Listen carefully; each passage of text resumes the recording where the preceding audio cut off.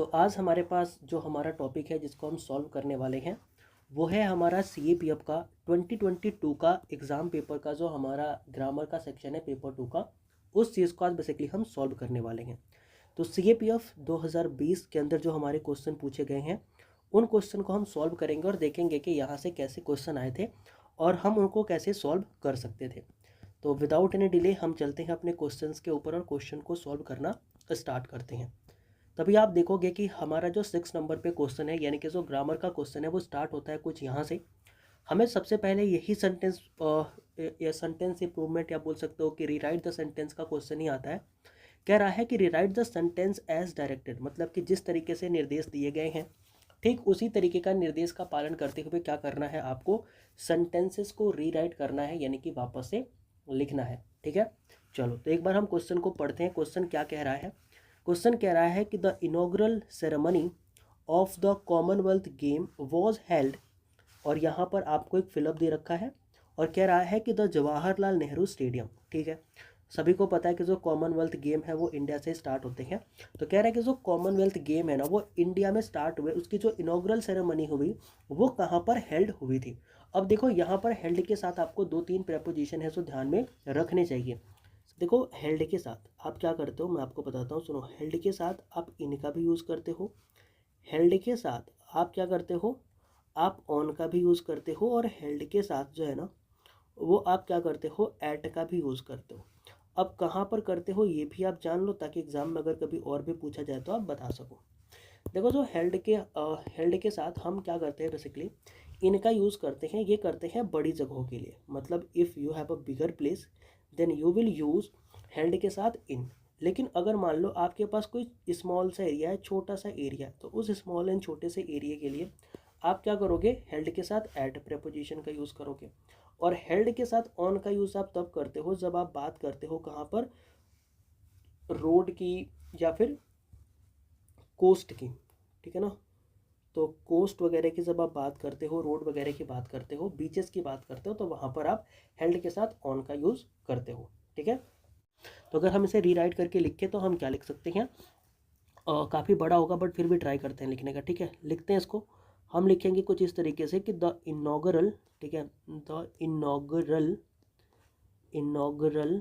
Ceremony. ठीक है, इनॉगरल ceremony, किस चीज़ की ceremony, of the inaugural ceremony of the, ठीक है, क्या लिखा हुआ है, कॉमनवेल्थ गेम। ठीक है, तो हम यहाँ पर लिख सकते हैं क्या, कॉमनवेल्थ गेम्स।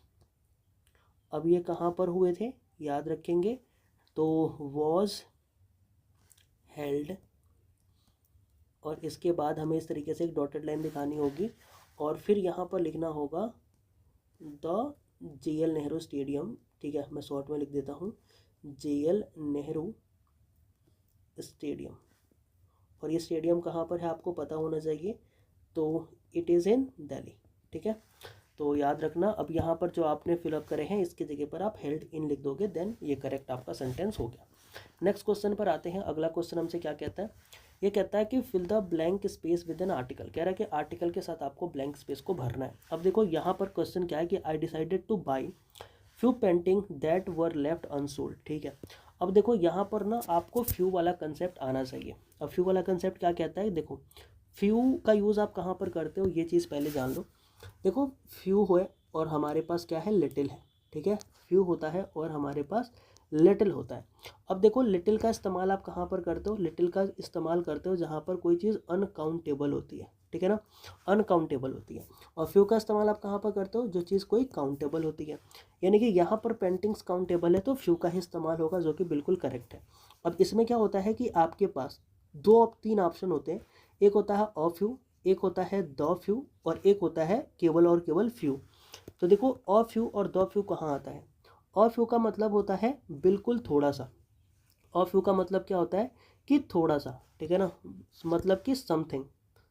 अ फ्यू का मतलब होता है, बोल सकते हो समथिंग, मतलब थोड़ा सा हिस्सा।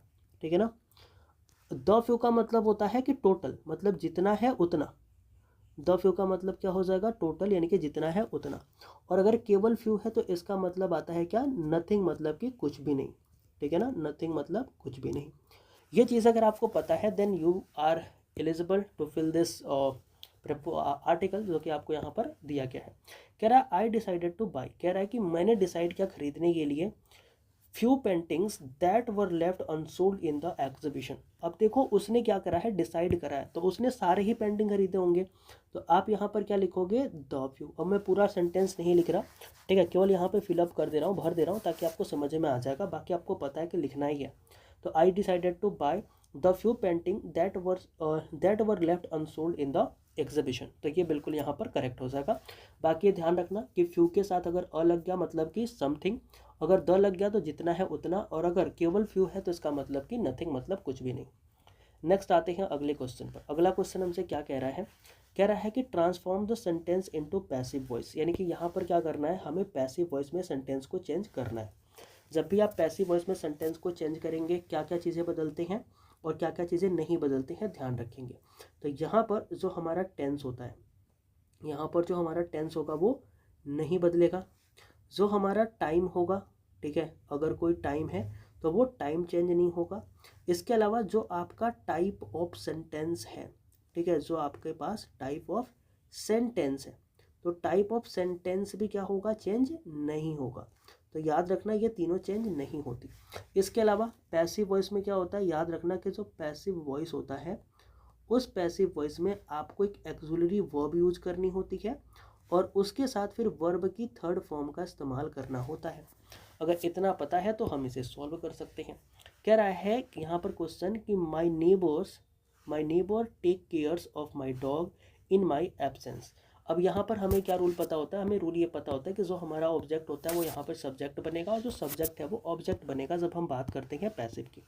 यहाँ पर ऑब्जेक्ट क्या है, माई डॉग, तो माई डॉग अब क्या हो जाएगा, सब्जेक्ट बन जाएगा। तो हम इसको लिखेंगे कैसे, तो कुछ इस तरीके से हम क्या कर सकते हैं, इसको लिख सकते हैं। यहाँ पर माई और ये हो गया हमारा डॉग, तो ये हो गया माई डॉग। अब देखो यहाँ पर हमें एक्सुलरी वर्ब लगानी है क्योंकि मैंने बोला है। अब देखो एक्सुलरी वर्ब में आपको क्या करना होगा, यहाँ पर आप सेंटेंस को देखो, टेंस को देखो, कौन सा टेंस है, बोलोगे सर ईएस लगा हुआ है मतलब कि प्रेजेंट। और प्रेजेंट में आप क्या लगा सकते हो, तो आप यहाँ पर इज एम आर में से कुछ यूज़ कर सकते हो, तो यहाँ पर आप इज लगाओगे अकॉर्डिंग टू माई डॉग, ठीक है, तो माई डॉग इज। अब यहाँ पर वर्ब की थर्ड फॉर्म, वर्ब क्या है, टेक, तो टेक का क्या हो जाएगा, टेकन, तो my dog is taken care of, ठीक है, टेकन केयर ऑफ, ठीक है, my dog is taken care of. अब क्या करना है, हम इसको लिख सकते हैं इन माई अब्सेंस, ठीक है, इन माई अब्सेंस, फिर आज पेन का कुछ गड़बड़ हो गया, एब्सेंस, मेरे को लगता है ना जब, चलो ठीक है, इन माई एब्सेंस, ये हो गया। उसके बाद अब हमें बस जो पुराना वाला सब्जेक्ट था उसको ऑब्जेक्ट बना के जोड़ देना है, तो यहाँ पर हम क्या लिख सकते हैं, माई नेबर, ठीक है, तो ये क्या हो जाएगा, बिल्कुल हमारा करेक्ट जो जवाब है वो हो जाएगा, ठीक है। चलो अब आगे बढ़ते हैं अगले क्वेश्चन की तरफ। अगला क्वेश्चन क्या कहता है कि transform the sentence into active form. अच्छा देखो, एक्टिव से पैसिव का रूल भी यहाँ पे मैं बताता हूँ, ध्यान से सुनना। एक्टिव में क्या होता है, एक्टिव से पैसिव में या पैसिव से एक्टिव में, यहाँ टाइम, टेंस, ठीक है, टाइम हो गया, टेंस हो गया, प्लेस हो गया, इन तीनों के अंदर ही क्या होता है, चेंजेस हमें देखने को मिलते हैं। मतलब कि यहाँ पर टाइम भी चेंज होगा, टेंस भी चेंज होगा और प्लेस भी चेंज होगा। सो हमारा ये रिपोर्टेड वर्ब होता है, ठीक है ना, रिपोर्टेड वर्ब होता है।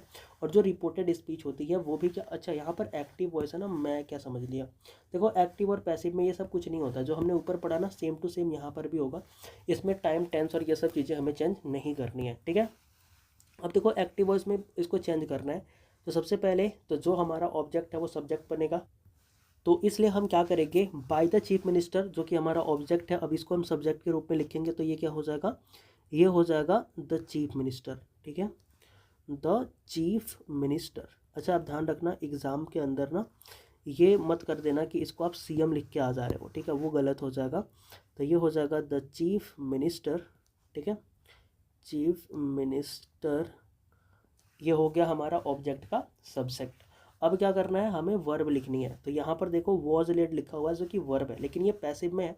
तो एक्टिव में क्या होगा, यहाँ पर एक्सुलरी वर्ब हट जाएगी, तो केवल क्या आ जाएगा, लेड आ जाएगा। तो तो आप लिखोगे कि द चीफ मिनिस्टर लेड, उसके बाद से क्या हो जाएगा, अब जो हमारा सेंटेंस का वो है क्या बोलते हैं सब्जेक्ट, वो आएगा। The chief minister laid the foundation, ठीक है, stone foundation stone of this auditorium, ठीक है, ऑफ दिस ऑडिटोरियम, ठीक है, ऑडिटोरियम।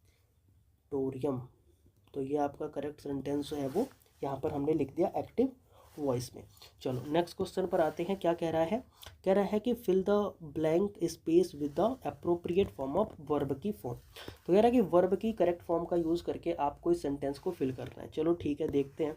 क्वेश्चन है कि neither the driver nor the passenger of the bus injured in the accident. चलो अब यहाँ पर देखो, आपको देख के ही पता लग रहा होगा कि इंजर्ड, ठीक है ना, इंजर्ड जो है यहाँ पर हमारा क्या आया है, एक बोल सकते हो कि मेन वर्ब आया है, ठीक है। और इस मेन वर्ब के लिए हमें यहाँ पर क्या करनी है, वर्ब की जो बेस फॉर्म है जिसको हम बीई फॉर्म कहते हैं। बी में कौन कौन से फॉर्म आते हैं, याद रखना, इज आता है, एम आता है, आर आता है, इसके अलावा वॉज आता है, और इसके अलावा वर आता है, और भी बहुत सारे हैं।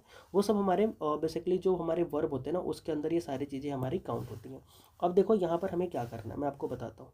अब यहाँ पर आपको एक चीज़ ध्यान में रखनी होगी, जो कि आगे भी एग्जाम में पूछा जाएगा, तो आप करके आओगे कि जब भी नीदर नॉर के साथ हमारा कोई सेंटेंस जुड़ा होता है, तो उसमें जो हमारा सब्जेक्ट होता है वो कौन होते हैं, तो प्रेपोजिशन के जो पहले होते हैं। अब देखो यहाँ पर ऑफ प्रेपोजिशन है, ऑफ क्या है, प्रेपोजिशन है। प्रेपोजिशन के बाद क्या है, द बस। तब बस कभी भी सब्जेक्ट नहीं होगा, क्योंकि ये क्या हो गया, ऑब्जेक्ट हो गया। सब्जेक्ट हमारा नीदर और नॉर के बीच में ही कोई होगा, तो नीदर द ड्राइवर ये हमारा एक सब्जेक्ट है। दूसरा है कि नॉर द पैसेंजर, यानी कि ये हमारा एक सब्जेक्ट है। इनमें से कोई एक हमारा सब्जेक्ट हम लेंगे, और इस सब्जेक्ट को हम लेंगे कैसे, तो रूल कहता है कि जब भी नीदर और नॉर से दो हमारे सब्जेक्ट जुड़े हों, तो जो हमारा सब्जेक्ट माना जाएगा सेंटेंस के लिए वो कौन सा होगा, तो जो नॉर के बाद आएगा, मतलब नियरेस्ट सब्जेक्ट। तो हमारे नियरेस्ट सब्जेक्ट कौन है, नॉर के बाद। तो नॉर के बाद कौन सा सब्जेक्ट है, तो आपको पता लगेगा द पैसेंजर। और द पैसेंजर के अकॉर्डिंग आप यहाँ पर क्या भर सकते हो, फिल कर सकते हो वर। तो आप लिख सकते हो कि नीदर द ड्राइवर।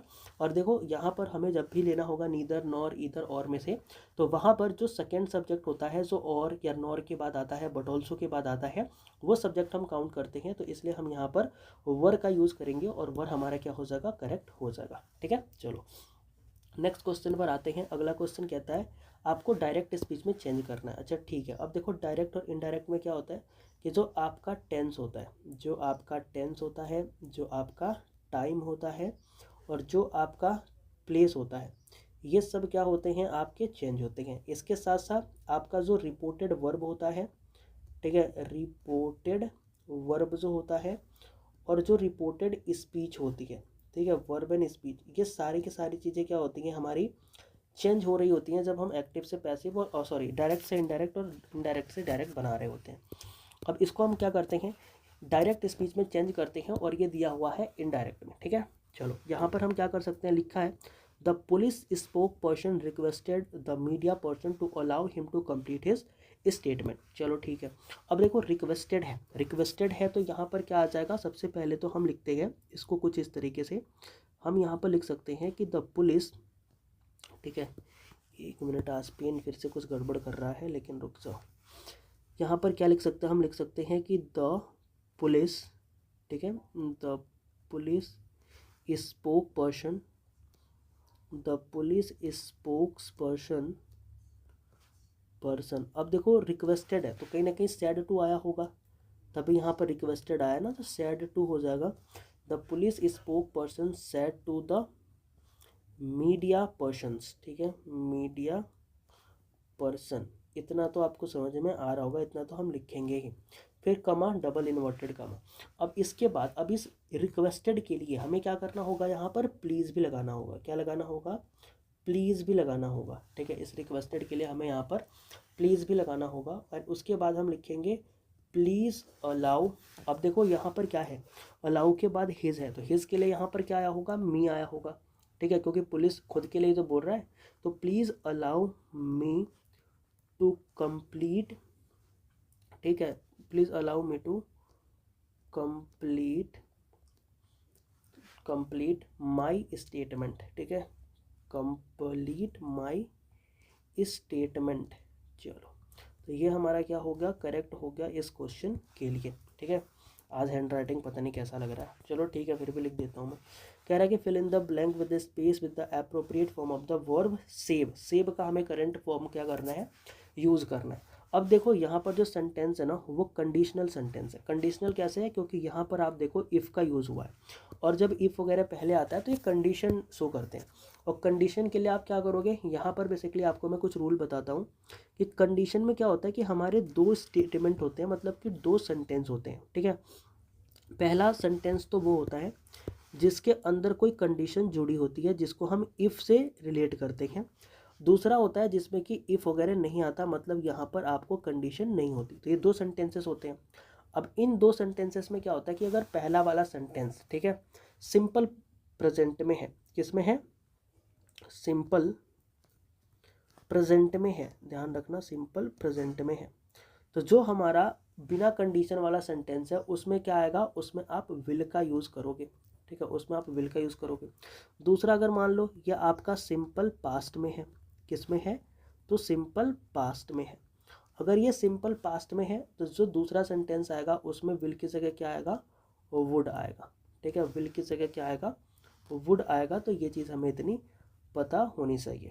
कहाँ कर दो इसको मैं, चलो इधर कर देता हूँ, ठीक है। चलो, अब हमारे पास क्या आता है, तीसरा इसमें केस बनता है कि अगर ये मान लो पास्ट परफेक्ट में है, किस में है, पास्ट परफेक्ट में है, कौन सा, जो हमारा कंडीशन वाला है। तो यहाँ पर जो बिना कंडीशन वाला है वो किस में आएगा, वो आएगा वुड हैव में, किस में आएगा, वुड हैव में। बस ये तीन ही रूल होते हैं, और इस तीन रूल पे ही हमारे कंडीशन के जो सवाल हैं वो पूछे जाते हैं। तो यहाँ पर इस तीन रूल को आप ध्यान में रखेंगे, और इन तीन रूल को अगर हम ध्यान में रखेंगे देन हमारे क्वेश्चन जो हैं वो सॉल्व हो जाएंगे। तो इसमें क्या कहा जा रहा है कि if the police had arrived. अब यहाँ पर देखो क्या पूछा गया है, हैड अराइव्ड। हैड अराइव्ड का मतलब क्या है, पास्ट परफेक्ट, यानी कि लास्ट वाला। पास्ट परफेक्ट है, लास्ट वाला। तो यहाँ पर क्या होगा, सबसे पहले आप देखो, अगर ये हैड अराइव्ड है मतलब कि हैड रीच्ड है, तो ये पास्ट परफेक्ट है। पास्ट परफेक्ट के लिए मैंने क्या बताया, आप यहाँ पर लिखोगे वुड, ठीक है, वुड भी आएगा और हैव भी आएगा, ठीक है, वुड हैव आएगा। लेकिन अगर आप इसे पढ़ के देखो तो ये आपको पता लगेगा कि सर ये पढ़ के कुछ अनकम्प्लीट सा लग रहा है। क्यों, क्योंकि आप देखो यहाँ पर if the police had reach the crime scene on the time the victim.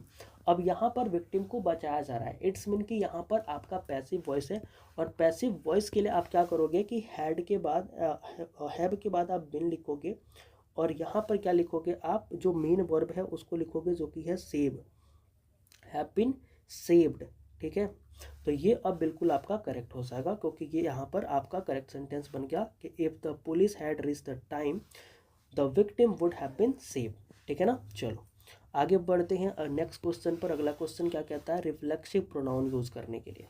देखो यहाँ पर वी का हमें रिफ्लेक्सिव प्रोनाउन यूज़ करना है, जो कि सभी को पता है क्या होगा, आवर सेल्फ्स। क्या होगा, तो इसका हो जाएगा आवर सेल्फ्स, ठीक है ना। आवर सेल्फ मत लिखना, आवर सेल्फ्स हो जाएगा, क्योंकि वी प्लूरल है तो उसके हिसाब से ही हमें इसको चेंज करना पड़ेगा। चलो आगे बढ़ते हैं। नेक्स्ट क्वेश्चन कह रहा है कि सिंपल सेंटेंस बनाना है दो सेंटेंसेस को जोड़ करके। चलो अब यहाँ पर एक चीज़ मेरे से सुन लो। मैंने आपको बताया था कि जब भी आप सिंपल सेंटेंस बनाते हो, ठीक है, आपके पास तीन तरीके के सेंटेंस होते हैं। सिंपल होता है, फिर होता है कंपाउंड, ठीक है, कंपाउंड होता है, और एक आपके पास होता है कॉम्प्लेक्स। एक क्या होता है, कॉम्प्लेक्स होता है। अब देखो सिंपल में क्या होता है कि कोई भी कंजंक्शन नहीं होता है, नो कंजंक्शन, ठीक है। कंपाउंड में क्या होता है कि पेयर वाले वर्ड आते हैं, पेयर वाले जैसे कि ईदर और नीदर नॉर। इसमें क्या आता है, कॉम्प्लेक्स में इफ़ आता है और बिकॉज वगैरह आते हैं, ठीक है ना। तो इफ़ और बिकॉज वगैरह कॉम्प्लेक्स में आते हैं। हमें क्या करना है, सिंपल सेंटेंस बनाना है by adding this to subject और टू सेंटेंस। तो इसको हम कैसे बना सकते हैं, इसको बनाने के लिए अगर आप यहाँ पर देखोगे तो हम यहाँ पर कुछ इस तरीके से लिख सकते हैं, जहाँ पर क्या आप पहले क्वेश्चन पढ़ते हैं। कह रहा है कि give your statement to the police, it will enable them to arrest the culprit. अच्छा ठीक है, ये बिना कंजंक्शन के बनाना है ना, बना सकते हैं। देखो कैसे, हम यहाँ पर लिख सकते हैं कि योर स्टेटमेंट, ठीक है, योर स्टेटमेंट, ठीक है, योर स्टेटमेंट मेंट। अब देखो यहाँ पर हमें ये लिखना है, ठीक है, तो हम लिखेंगे कि योर स्टेटमेंट विल इनेबल, ठीक है ना, your statement will enable the police, enable the police to arrest, ठीक है, टू अरेस्ट द कल्प्रिट। क्या हो जाएगा? कल्प्रिट।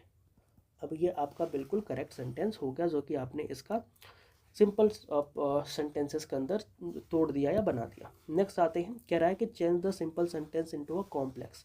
अब देखो कॉम्प्लेक्स में क्या होता है कि इफ़ और बिकॉज का यूज़ होता है, तो अब इसे कॉम्प्लेक्स बनाना है, तो कॉम्प्लेक्स के लिए हम क्या कर सकते हैं, कह रहा है कि he sings only in the bathroom. तो हम क्या लिख सकते हैं यहाँ पर, हम लिख सकते हैं the bathroom, the bathroom, the bathroom is the only place, the bathroom is the only place where, अब where क्या है, कंजंक्शन है, तो यहाँ पर आप यूज़ करोगे, क्योंकि where कंजंक्शन भी कॉम्प्लेक्स में यूज़ होता है, where he sings, एक मिनट रुकना, where he sings, एक मिनट, मैं क्या कर रहा हूँ, where he sings, ठीक है।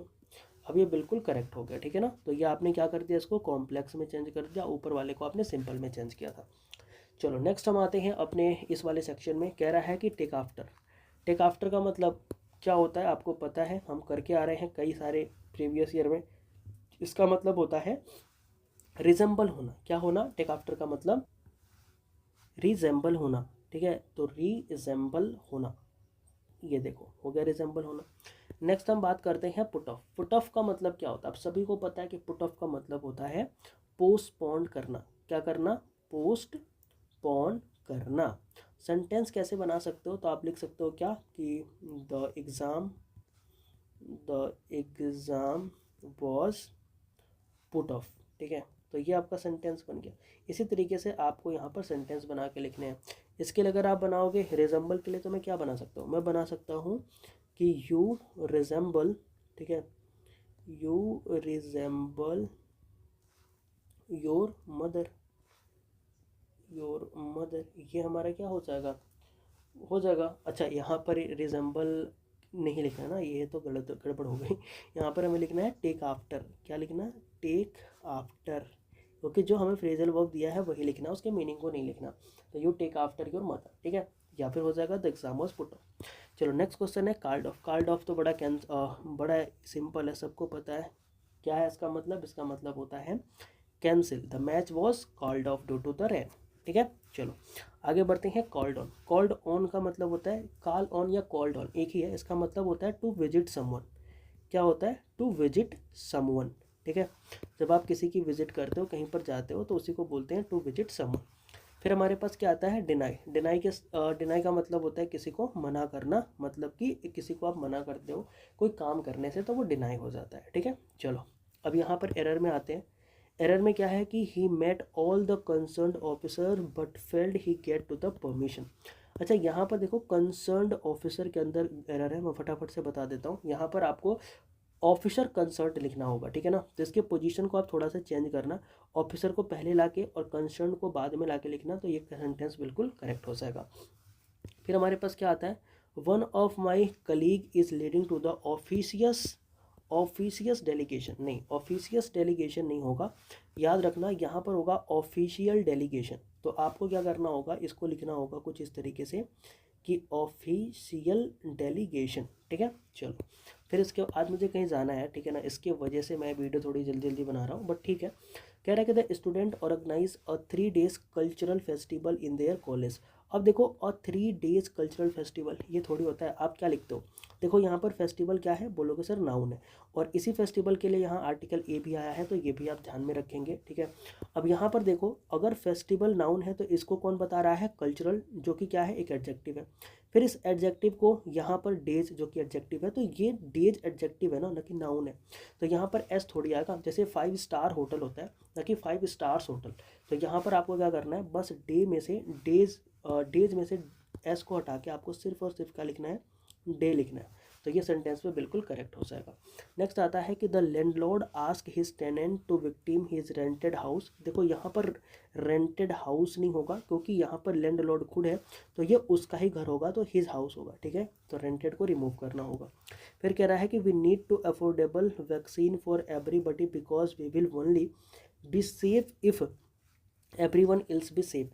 अब देखो यहाँ पर ना ओनली इफ़ आएगा, ठीक है, आएगा ओनली इफ़, यानी कि केवल हम तभी सेफ रह सकते हैं जब सारे लोग सेफ रहें। तो यहाँ पर ओनली की जो पोजीशन है ना, ये थोड़ी सी गड़बड़ है, ठीक है, ये थोड़ी सी गड़बड़ है। इसकी पोजीशन आनी चाहिए इट के पहले, ना कि बी के पहले। तो इस तरीके से अगर आप इसे रीराइट करके लिखोगे, करेक्ट करके लिखोगे, तो सेंटेंस करेक्ट हो जाएगा। बाकी बताना अगर कोई चीज़ समझ में ना आई हो, ठीक है। मैंने काफ़ी जल्दी ख़त्म किया है, मैंने आई नो कि आज थोड़ा एक्सप्लेन नहीं किया है because today is the work, ठीक है, कुछ काम है मुझे जहाँ पर मुझे जाना है, तो ठीक है, मैं इसे बाद में फिर से कवर कर दूँगा। तो मिलते हैं नेक्स्ट वीडियो में, तब तक के लिए सभी को जय हिंद।